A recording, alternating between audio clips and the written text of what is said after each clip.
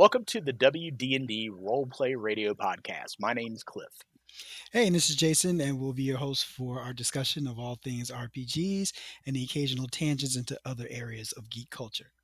This week, we're going to be taking a look at one of the more ridiculous debates that has been roaming around the far corners of Reddit. The level 1 Aarakocra character soloing a Tarrasque.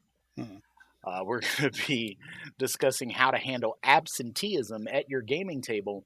And during our conversations, we're going to be taking a look at a specific interpretation of some of the rules and how that can kind of affect your gameplay. All right, so how did this whole thing with this Arakocra versus a Tarrasque get any traction? It's the most ridiculous thing I've ever heard in my life. Well, without going into the nuts and bolts of it, basically you're supposed to take a low-level cleric that is able to bypass some of the defenses of the Tarrasque. And the biggest advantage is, of course, because your player character is an angry bird. You're able to fly above it. And, Mr.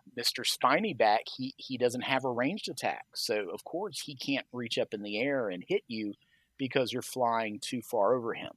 So you just arm your cleric with a bow. And, of course, that level 1 character has a magical bow. And then you're just able to pepper them with apparently an infinite supply of arrows. Maybe you also have a bag of holding to hold all your arrows, too. Or maybe a quiver of Ilona. So, this incredibly well-equipped first-level character that just also happens to have wings is able to stay in the air infinitely for the entire time it takes to chew through 600-700 hit points that the CR, whatever that thing is, 30 challenge level 30 creature has to get that fat 155,000 XP all for itself. That's the idea. Yeah, okay. It's too much time on people's hands. That's ridiculous. That's why I don't even let flying PCs in my game. I was like, you can play any race except for Arakocras, except for anything that gives you flight at first level. So what's the purpose? I'm putting you in a dungeon anyway. Well, I really hate putting restrictions on the races that a character can be, except for that, the ability to have flight at first level. Yeah. Because it doesn't have to be, Mr. Spiky Boy that they're going to try this bullshit with. It's going to be everything. It's just that this example tries to cherry pick a specifically poorly designed baseline Tarrasque and say that, oh, well, I can just stay out of reach and I can do whatever I want as long as I want. So it's cherry picking perfect conditions to try to let this custom bespoke character build that miraculously has access to all of these items be able to specifically do this thing. And, we're talking about a Tarrasque. I mean, a Tarrasque can basically pick up a tavern and use it as an improvised weapon and throw it at you. For 1d4 plus whatever damage, baseline rules. Anybody can pick up something and throw it. And beyond just that, the idea that any sane GM is going to let a poorly designed stat block tie their hands to that degree. And that's the biggest issue I've got with this entire concept. That the character that the pro bird side of this argument want to go into, that's an absolutely perfect character prepared just for Tarrasque hunting. That should be a subclass of that cleric. What domain are you? Oh, we're the Tarrasque hunters. That's all we do. It's a specific subclass that you can only be if you're an angry bird. Only thing you can do. We wait for the call to go out. Oh no, a Tarrasque has been spotted, but summon the flock, and then they go and hunt the thing down. That I like that idea. That's kind of cool, But the idea that like that one individual character is just going to be there and just be able to plunk them with arrows infinitely is ridiculous. Yeah. There's lots of things that go on. People come up with these wild out there ideas as far as what their characters can and should be able to do based on rules as written, as opposed to rules as intended, all that other stuff, rule of cool, Well, whatever. it's to go back to that phrase that you love, the rule of escalation, Yep. that and on the player side of that, it means as cool as your character is, there's nothing stopping an NPC or a monster from having some of that coolness, just as an area effect. If your character is too cool for school and happens to wander into the wrong village, well, whatever reality warping things that allowed your character to have that special combination of things that lets you be that cool, well, maybe fate put your opposite number in your path.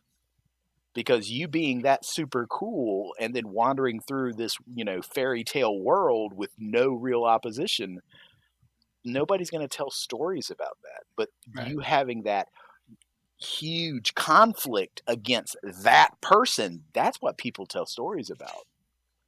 And those are the elements that really need to be at the forefront of a good campaign. Those are the memorable moments. But, taking a stat block as it exists and just the players and the GMs just saying that's the extent of it and it has no ramifications beyond these four corners of this stat block, that's a horrible way to think about this game specifically and role-playing games in general. And something I've posed, this is a question that I've posed at the gaming tables in the past, and I'm going to use it to highlight out-of-the-box thinking. So I want everybody to close their eyes for a minute, and let's take a mid-level adventuring party. So let's say they're 5 to 6 level. Now, of course there's going to be a couple of people playing that have taken night vision, but at least one person in the group has no night vision. They have no dark vision. They need a light source. So this could be a torch, it could be a lantern, it could be some magical doohickey that glows. Whatever it is, it's something that emits light. Now, the party is getting ready to sneak into a specific place, and somebody has a scroll that makes the entire party invisible. Okay. Now, invisibility, as the handy dandy rules tell us, is it creates a condition called invisible. And an invisible creature is impossible to see without the aid of magic or a special sense, and for the purpose of hiding, the creature is heavily obscured. The creature's location can be detected by any noise it makes or any tracks it leaves. And then, attack rolls, and it talks about advantage and disadvantage and stuff like that. But I'm specifically asking about what you can and can't see, because the invisible condition says that their location can be detected by noise or tracks that it leaves. But the invisibility spell says that anything the target is wearing or carrying is invisible, as long as it's on the target's person. So let's go back to that adventuring party and that one character that's holding a torch. They and their torch are invisible. They can't be seen. So that means if they're standing down a long hallway in the middle of the dungeon, the orcs or hobgoblins or goblins or whatever standing 150 feet away cannot see the torch and the person. But does the torch still illuminate the walls around them? Is there a unseen source of light 150 feet down that hallway? Now, based on the spell doesn't say anything about that. Right. But now that there's illumination down there, the guards know something's down there. So the drow or the mind flayer, something is going to be like, hey, there's something down there. But then people are going to be like, hey, it's invisible. How can it be seen at all? They can't see it. but they can see You can the see that light. And that's similar to the footprints. It's similar to sound. This is the light on the walls as an after effect. Now, this is where the job of a GM comes in so important. This is where the job of a GM to adjudicate all these little nuts and bolts of a game system is so critical. Mm-hmm. And, you know, diving through the DMG can give you, you know, things to lean on in these types of situations. But this specific question is something that has to be answered by the GM at your table. And it kind of goes back to the whole Tarrasque thing. Yeah, the Tarrasque doesn't talk about that one specific angry flappy bird, but the GM should be able to look at the situation and say, okay, so this Tarrasque is going to start picking up, I don't know, this entire field of corn and throwing it all up into the air because of this one annoying thing that's the only thing that seems to be able to hurt it. You know, it's going to grab anything and just start throwing it in the air.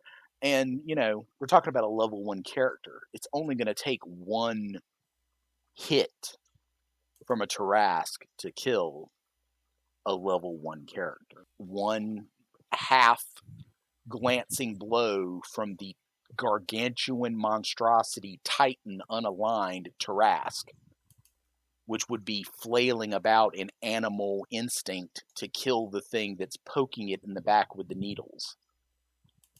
That is the job of the GM. They take these ridiculous situations and they adjudicate them. And you have to be starting out GM, you're going to learn things, and you gradually will get better the more that you do it.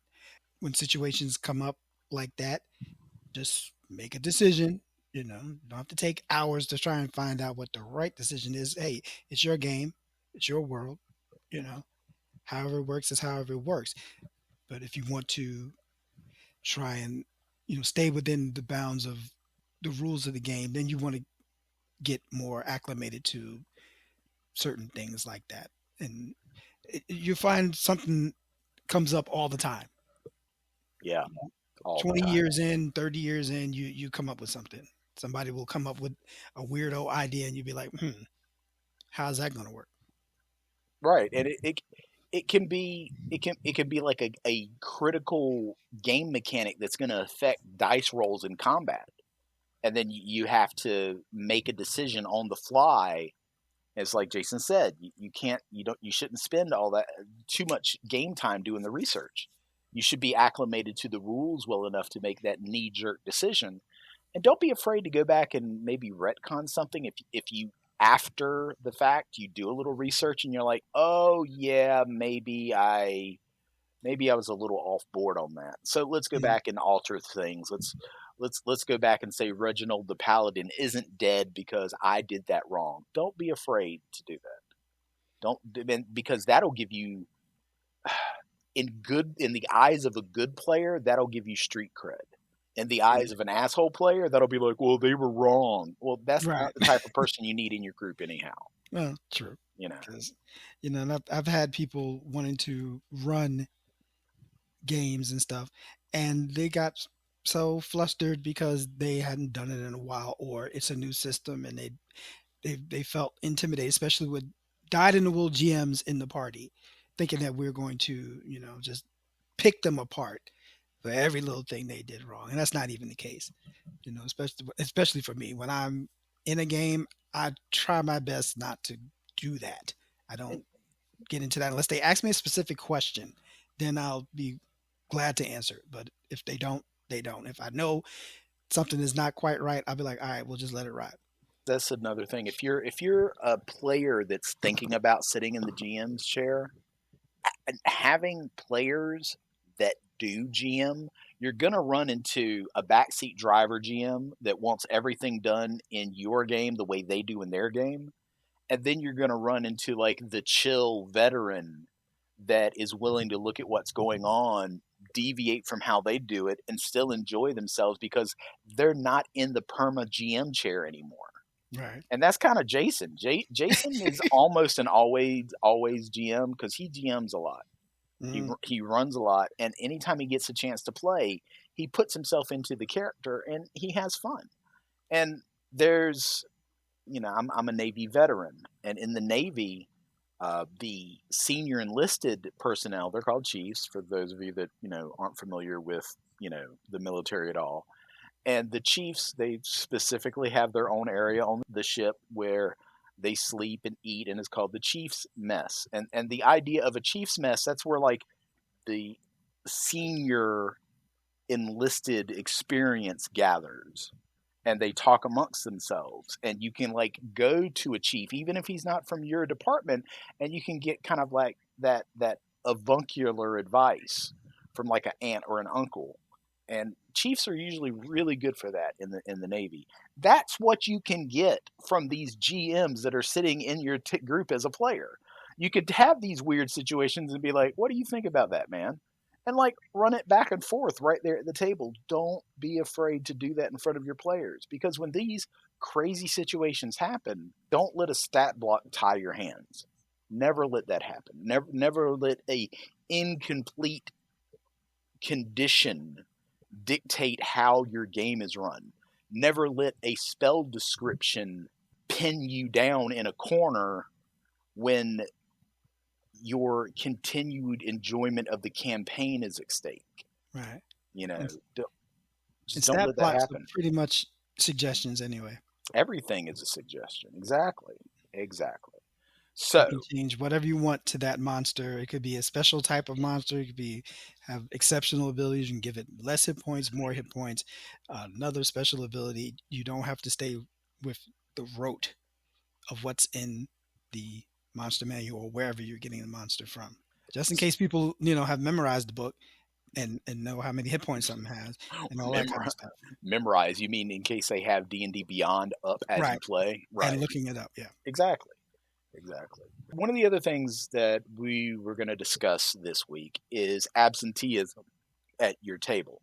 And again, this is a conversation that might be a little bit more germane to a game master that might be listening. But as a player, there are things that you can discuss with your GM if you know you're going to be absent, if you suspect that you're going to be absent. It really sucks to have to let your GM know at game time or only a few hours before game time that you're going to miss the session. But if you know that you're going to be absent, it gives the GM a little bit more time to kind of, play with their preparation and maybe add a little drama. Years ago, when we were playing, I do not remember the system, but the group, I think it was second edition D&D, and some of the guys, they just flaked out and they weren't there. And we were playing in some huge caverns that occasionally the ceiling opened up and it was jungle up there. So a lot of the caverns had light from these holes, these kind of sunroofs in the caves. And there was a lot of tropical trees and stuff in there. And the GM was ticked that the people were missing. So he just turned them into apple treants. Mm-hmm.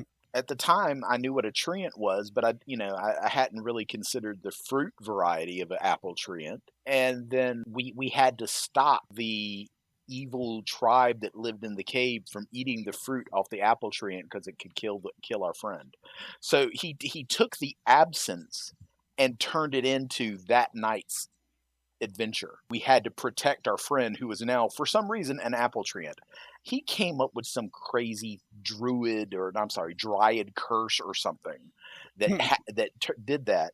But he took the absence and turned it into that evening's adventure. That's something that you can do as a GM. What are your thoughts on that, Jason?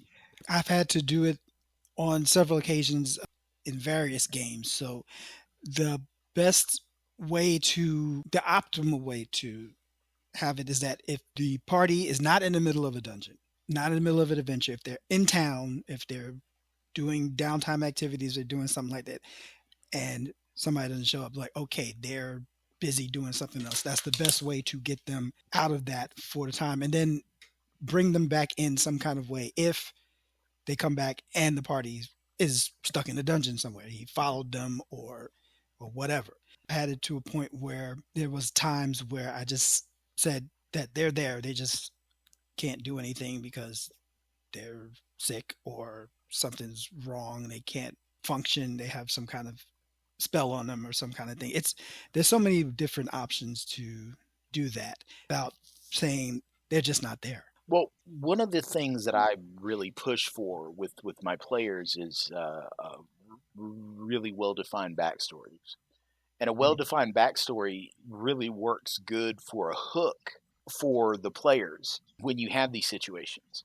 So, and then, like Jason is talking about, if you have a group that's in a town in the middle of an investigation or something, and everybody is like looking for clues, you can have the absentee person looking for clues, and then, oh no, where is Bob? Why hasn't Bob checked back in? Right. And now finding them, well, where did they go? They went to the guild hall to talk to the stonemasons.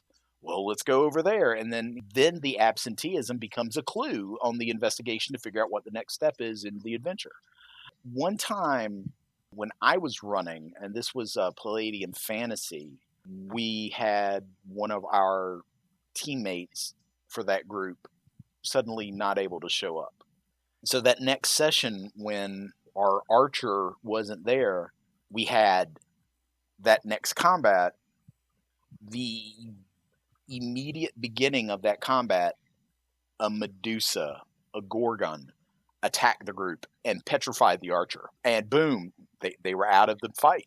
they were out of the fight, and they found a scroll of restoration, something that could, fix them. I don't remember the specifics of that game system right now, but they found a scroll that could reverse the effect soon afterwards. It was a very good way to remove that character from being able to do anything.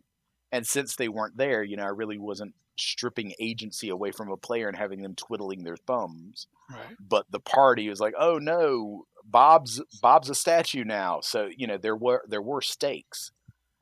But it didn't really, aside from the fact that they were down one player, it didn't really impact the group that huge. That's something that you can play around with in a dungeon. You can have, like our current Friday game, we dropped off last week right after a combat. So we're going to be picking back up right in the middle of the action. So if one of our people isn't able to show up tonight, well, maybe in the last fight they got splashed with some of the goo and now they're kind of like out of it a little bit. Yeah.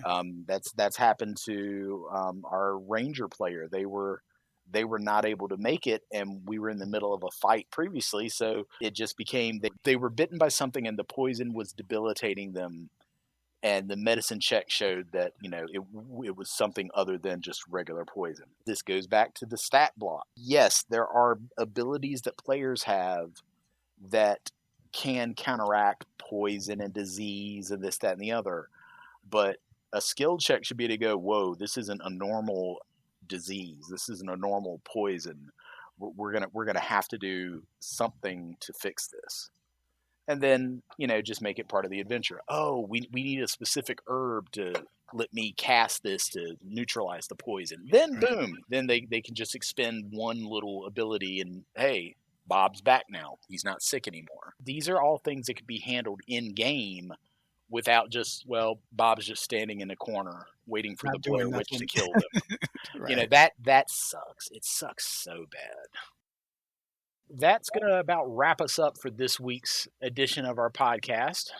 We appreciate everybody tuning in and listening in. We'd love to hear your comments about this. We'd love to hear your feedback on our podcast. We're on Twitter. You can hit us up at WD, the letter ND podcast, and you can email us at WD, the letter ND podcast at gmail.com. Now, if you like what we're saying, please like and subscribe and hit those notification bells.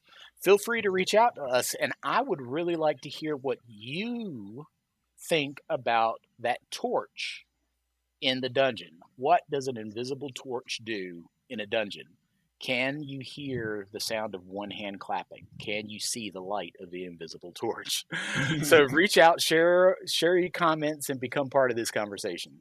And also, we're on YouTube as well, so we'll have this up as well on YouTube shortly. So thank you again for joining in and engaging with us at WDND Roleplay Radio.